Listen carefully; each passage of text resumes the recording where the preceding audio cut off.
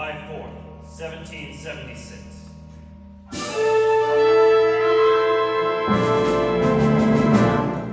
The unanimous declaration of the 13 United States of America.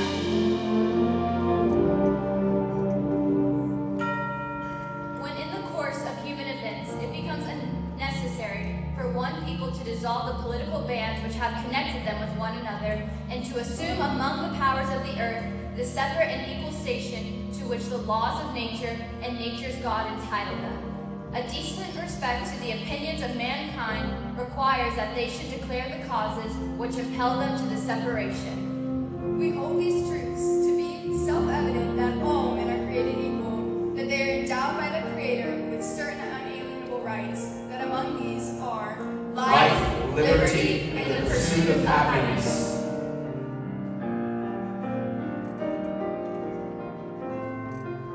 That to secure these rights, governments are instituted among men, deriving their just power from the consent of the governed. That whenever any form of government becomes destructive of these ends, it is the right of the people to alter or to abolish it and institute new government, laying its foundations on such principles and organizing its power in such forms as to them shall seem most likely to affect their safety and happiness.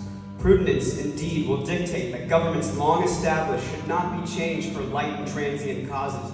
And accordingly, all experience hath shewn that mankind are more disposed to suffer, while evils are sufferable, than the right to themselves by abolishing the forms to which they are accustomed. But when a long train of abuses and usurpations, pursuing invariably the same object, evinces a design to reduce them under absolute despotism, it is their right, it is their duty to throw off such government and provide new guards for their future security. Such has been the patient sufferance of these colonies, and such is now the necessity which constrains them to alter their former systems of government. The history of the present King of Great Britain is a history of repeated injuries and usurpations, all having in direct object the establishment of an absolute tyranny over these states. To prove this, let facts be submitted into a candid world.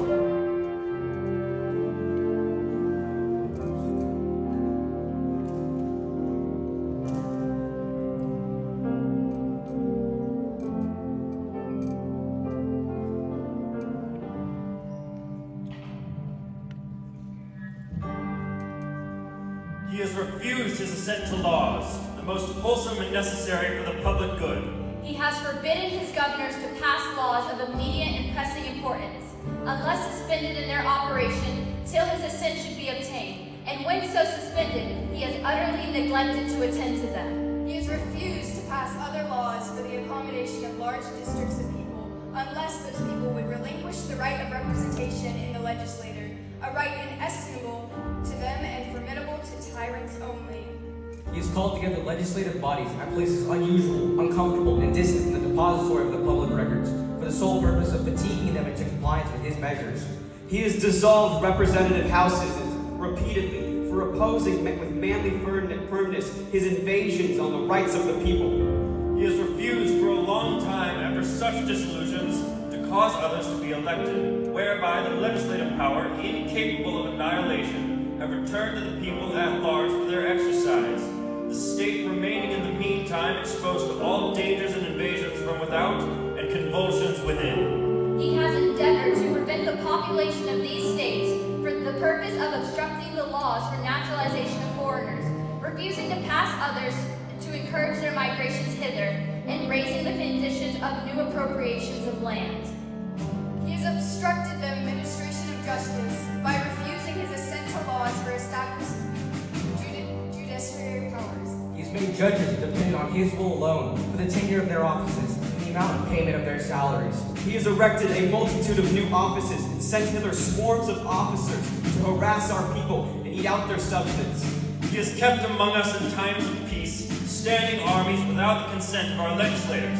He has effected to render the military independent and superior to the Civil War power. He has combined with others to subject us for a jurisdiction foreign to our Constitution and unacknowledged by our laws, giving him his assent to their acts of pretended legislation. For quartering large bodies of armed troops among us. For protecting them by mock trial from punishment for any murders which they should commit on the inhabitants of these states. for cutting off our taxes with all parts of the world, for imposing taxes on us without our consent, for depriving us, in many cases, of the benefits of trial by jury, for transporting us beyond seas to be tried for pretended offenses, for abolishing the free system of English laws in a neighboring province, establishing therein an arbitrary government, and enlarging its boundaries so as to render it as once an example and fit instrument for introducing the same absolute rule into these colonies, for taking away our charters, abolishing our most valuable laws, and altering fundamentally the forms of our governments, for suspending our own legislatures and declaring themselves invested with power to legislate for all of us in all cases whatsoever. he has abdicated government here by declaring us out of his protection and wagering war against us. He has plundered our seas, ravaged our coasts, burnt our towns, and destroyed the lives of our people. He is at this time transporting large armies of foreign mercenaries to complete the works of death, desolation, and tyranny, already begun in circumstances of cruelty and perfidy, scarcely parallel to the most barbarous ages, and totally unworthy of the head of a civilized nation. He has constrained our fellow citizens, taken captive on the high seas to bear arms against our country. It has become the execution of their friends and brethren, or to follow themselves by their hands. He has incited domestic insurrections amongst us, and he has endeavored to bring on the inhabitants of our frontiers, the merciless Indian savages, whose known rule of warfare is undistinguished destruction of all ages, sexes, and conditions. In every stage of these oppressions, we have petitioned for readiness in the most humble terms. Our repeated petitions have been answered only by repeated injury. A prince whose character is marked by every act which may define a tyrant is unfit to be the ruler of a free people. Nor have we been wanting in attentions to our British brethren. We have warned them from time to time of attempts by their legislator to extend an unwarrantable jurisdiction over them. We have reminded them of the circumstances of our immigration and settlement here. We have appealed to their native justice and magnanimity, and we have conjured them by the ties of our common kindred to disavow these usurpations, which would inevitably interrupt our connections and correspondence. They too have been deaf to the voice of justice and constant unity. We must therefore acquiesce in the necessity which denounces our separation and hold them as we hold the rest of mankind, enemies in war, in peace, friends.